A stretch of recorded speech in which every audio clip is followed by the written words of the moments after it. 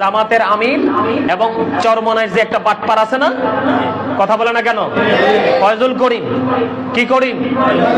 কয়দিন আগেও কিন্তু জামাতকে নিয়ে যা ইচ্ছা তা বলেছে, বলছে কিনা? জামাতের কাছে ইসলাম নাই, জামাত বেআমল, জামাত বেয়াদব, মানে কত ধরনের বক্তব্য যে সে দিছে না। এখন আবার দুনিয়ার জন্য, স্বার্থের জন্য, ক্ষমতার জন্য জামাতকে আবার বুকে জড়িয়ে নিল। সাংবাদিক প্রশ্ন করলো, আপনি তো ইতিপূর্বে এই কথাগুলো বলেছেন।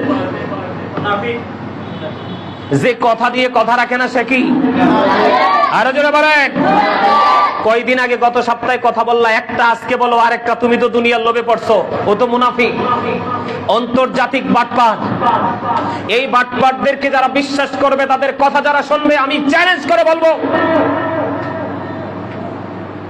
তাদের ঈমান আমল কোনোটাই ঠিক থাকবে না, শুধু একটা ঠিক থাকবে, 2-4টা টাকা কামাই করা।